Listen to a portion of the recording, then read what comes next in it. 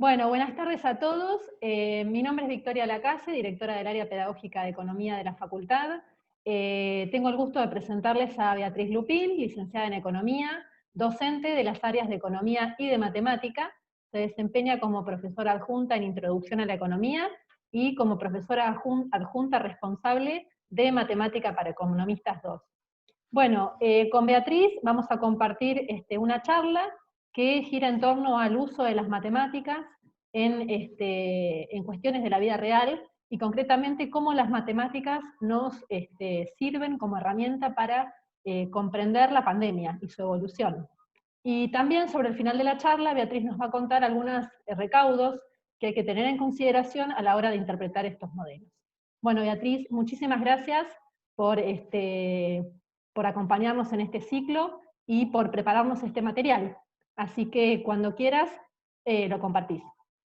Bueno, buenas tardes, Victoria, buenas tardes a todos. Y antes que nada, muchísimas gracias por la invitación. Voy a compartir con ustedes entonces una presentación. Bien. Ahí está. Vamos a ampliar pantalla. Ya un momentito. Presentación. Ahí está. Perfecto. Bien.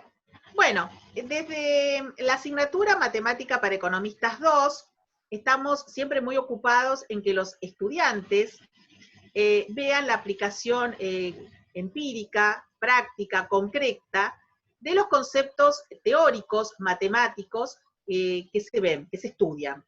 Que no quede solamente en una cuestión abstracta, de aplicación de un ejercicio numérico, sino que se vea una aplicación en la vida real. Bueno, es una asignatura del ciclo profesional, y desde la norma institucional se establece en las asignaturas de este ciclo un acercamiento de los estudiantes a su futuro campo profesional. Una de las herramientas matemáticas que vemos es ecuaciones diferenciales, que es un instrumento matemático muy usado por estos días porque se aplican en los modelos que tratan de explicar el comportamiento, la evolución de la pandemia que estamos transitando. Bien, una ecuación diferencial es una ecuación cuya incógnita es una función y que contiene derivadas o diferenciales. Involucra variables continuas, permite hacer análisis dinámicos, y acá hay ejemplo de una ecuación diferencial muy sencilla, donde diferencial de y diferencial de x reflejan cambios instantáneos de las variables y x respectivamente. Acá tenemos algunos de los precursores en el estudio de ecuaciones diferenciales. Así tenemos a Gottfried Leibniz, matemático, filósofo y jurista alemán, y su contemporáneo, el muy conocido Isaac Newton, matemático, físico y teólogo, entre tantas otras cosas, inglés. Tiempo después, retoman esta herramienta otros dos importantes matemáticos, Pierre-Simon Laplace, matemático, físico y astrónomo francés, y Joseph-Louis Lagrange, matemático, físico y astrónomo italiano. Las ecuaciones diferenciales se aplican en diferentes áreas del conocimiento. En ingeniería, por ejemplo, son muy usadas, pero en economía también las aplicamos y mucho. Vamos a ver entonces algunas de las aplicaciones económicas. Por ejemplo, en evaluación sensorial se utilizan algunos métodos de la evaluación sensorial, usan ecuaciones diferenciales para determinar, por ejemplo, la fecha de vencimiento de los alimentos. También es aplicada para analizar el comportamiento de poblaciones. Por ejemplo, en el muy conocido modelo bioeconómico de Gordon Sheffer, se las utiliza para explicar la gestión de pesquerías de acceso libre y advertir, por ejemplo, ante los peligros de la extinción de un recurso. También se han aplicado en revisiones que se han realizado desde la teoría malthusiana acerca del crecimiento de la población y el crecimiento de los recursos. En otro campo económico en donde se han aplicado es en el crecimiento económico. Así está el economista noruego Tage Abelmo, ganador del Premio Nobel de Economía en el año 1999, las aplica en su libro sobre crecimiento económico, donde él comienza con un modelo de crecimiento muy sencillo, lo va complejizando a lo largo del libro, y las ecuaciones diferenciales son un instrumento matemático presente en todo el libro. Él utiliza mucho esa herramienta para dar la explicación a los modelos de crecimiento económico que plantea. Y también, por ejemplo, en revisiones sobre la curva de Phillips. Estas son algunas de las aplicaciones, hay muchas otras, muchas de estas aplicaciones las vemos también en la asignatura. Bien, con respecto al tema que hoy nos convoca, precisamente, concretamente, que es el de esta pandemia, vamos a hablar de este señor, Ronald Rose, médico inglés, que ganó el Premio Nobel de Medicina en el año 1902 porque descubrió que este mosquito, el Anopheles, era el vector transmisor de la malaria. Rose vivió muchos años en la India y empezó a estudiar este tema porque obviamente azotaba a la población de una manera realmente muy cruenta. Y da inicio a la epidemiología matemática. Y conjuntamente con él debemos nombrar a estos otros dos investigadores, Anderson Gary McKendrick, médico escocés, y William Mack, bioquímico escocés.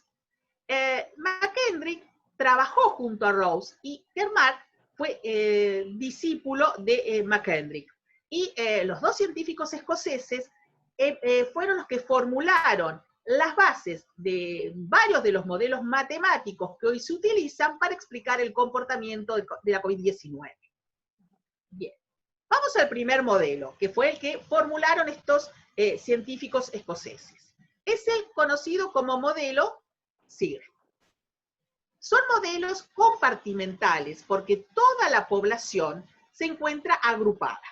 Entonces, si se suma estos compartimentos, el total va a dar la población.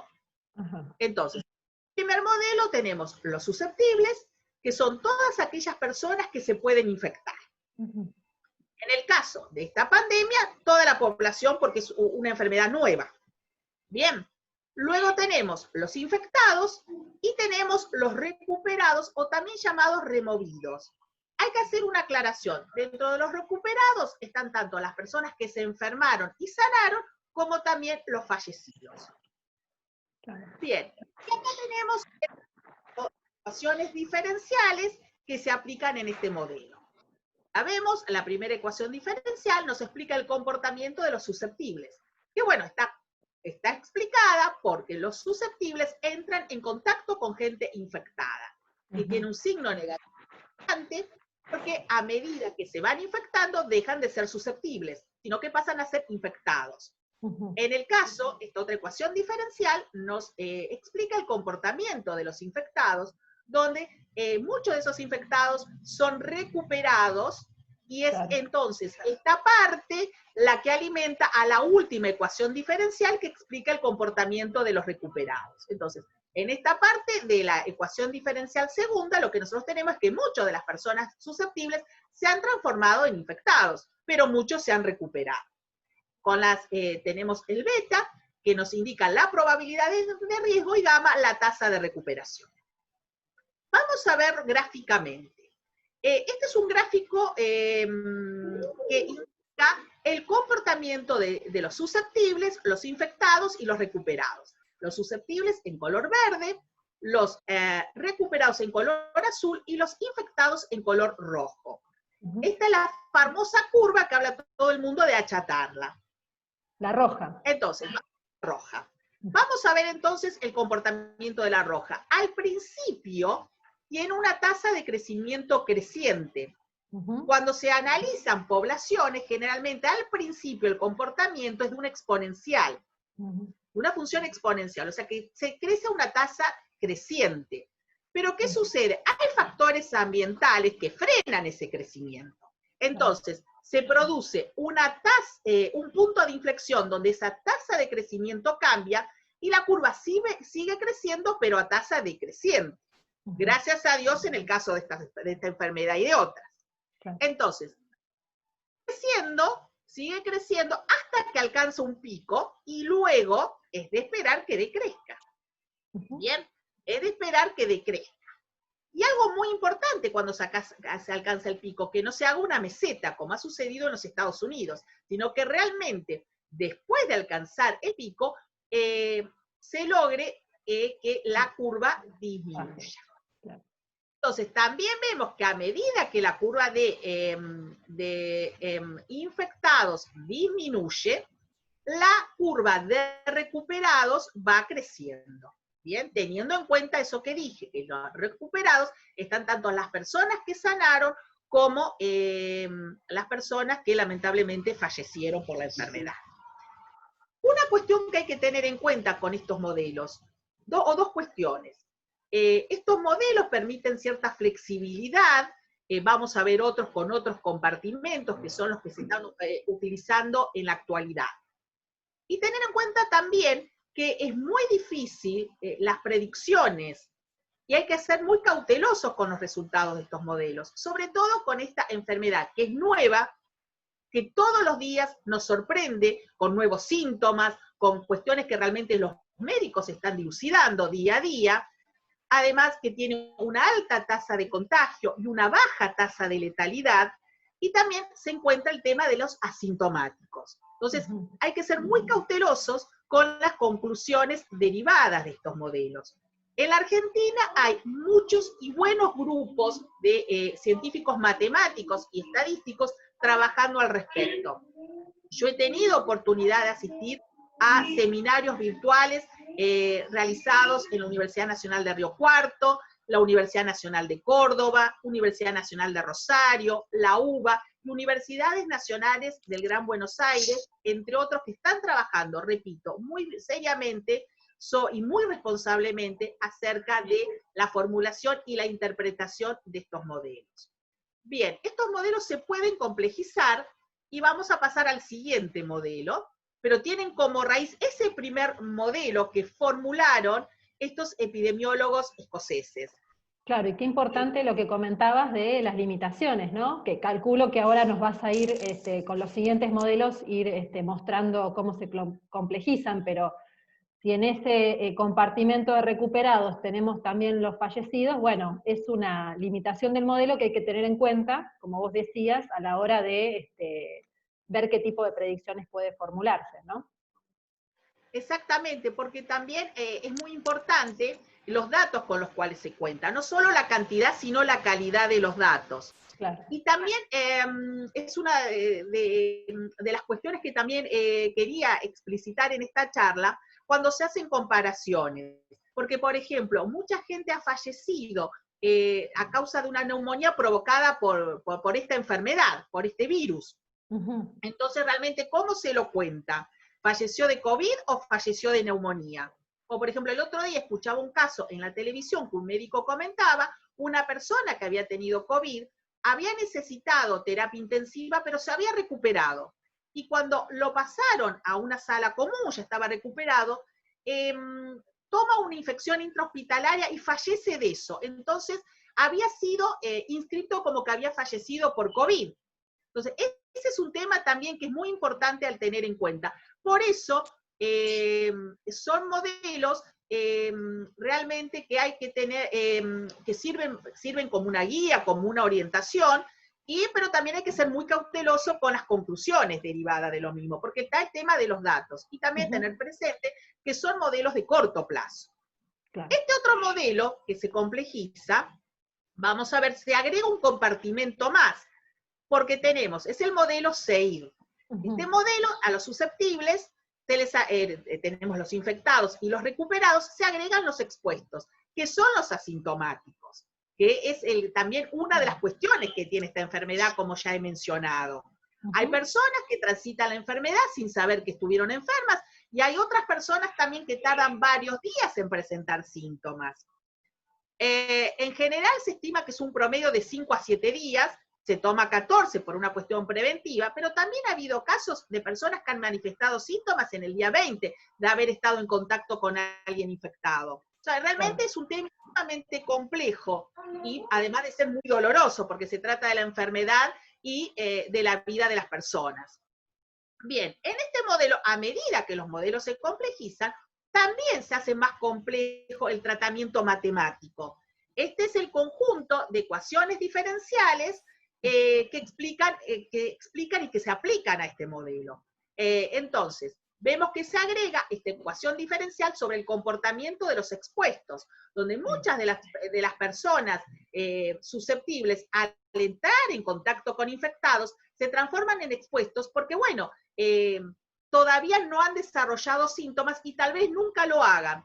Y a eso, en esta ecuación, por eso, restamos este alfa por E, donde alfa es la tasa de incubación. ¿Por qué? Porque muchas de estas personas expuestas van a manifestar síntomas y se van a transformar en infectados. Claro.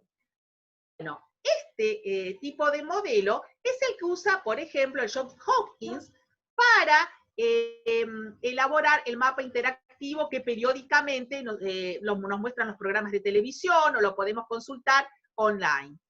Y también es el modelo que se ha utilizado en el Instituto Nacional de Epidemiología, Dr. Juan H. Jara, acá en nuestra ciudad, un modelo predictivo para COVID-19, donde acá he remarcado que el modelo que se ha utilizado. Acá se ha tenido en cuenta también los rangos etarios, que también es otra complejización de esta enfermedad. Sabemos que hay rangos etarios que tienen, que la enfermedad puede volverse más difícil que en otros de rangos etarios. En términos generales, siempre hay excepciones, por supuesto.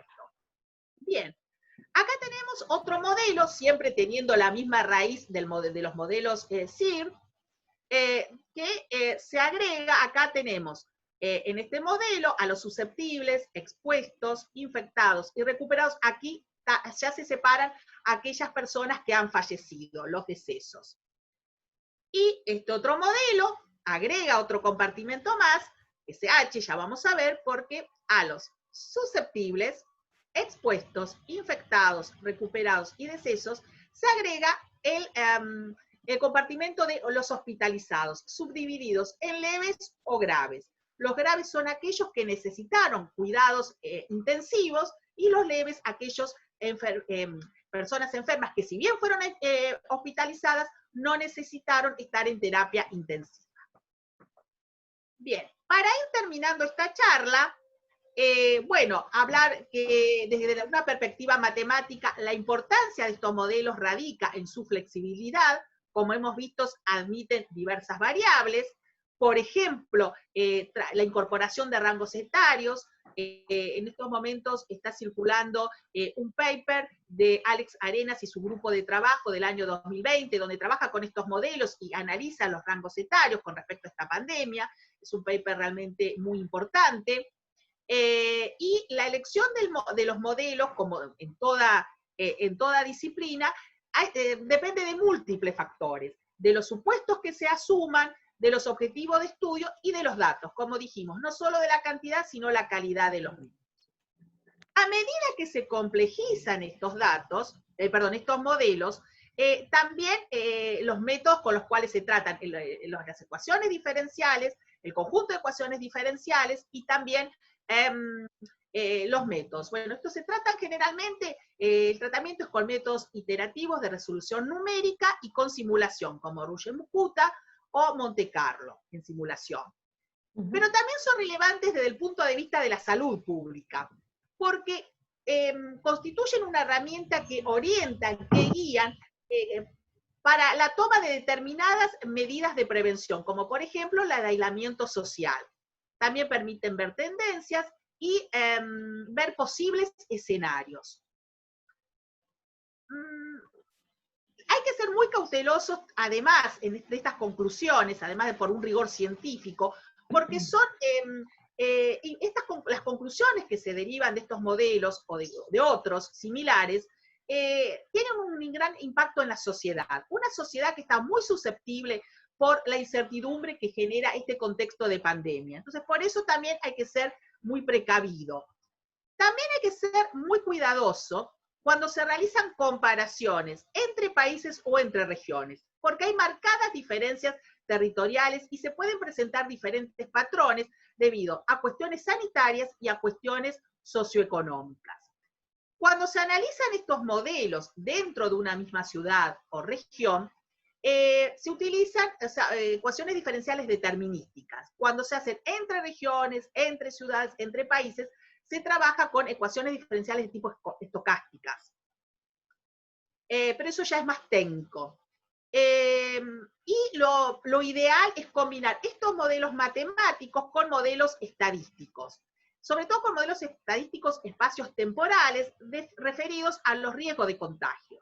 En la Universidad Nacional de Córdoba, la doctora Mónica Balsarini, estadística, está trabajando con estos modelos. Entonces, es muy importante que haya, que se trabaje en forma complementaria con un trabajo colaborativo interdisciplinario donde participen matemáticos, estadísticos, médicos, sociólogos, economistas, porque realmente esta pandemia es muy compleja y necesita abordarse desde distintos campos. Bien, al finalizar esta presentación, dejo las referencias que he consultado, y en muchas de ellas están los enlaces para aquellos que quieran visitar distintos seminarios virtuales que han tratado estos temas, y de los cuales yo me he basado para armar esta presentación. Bien, bueno, Box decía, el famoso estadístico inglés, que todos los modelos son equivocados, pero algunos son útiles. Creo que es lo que tiene que guiarnos esas palabras con respecto a el uso y la interpretación de estos modelos. Y como todo investigador, ser consciente de las potencialidades de los mismos, pero también de las limitaciones que tienen.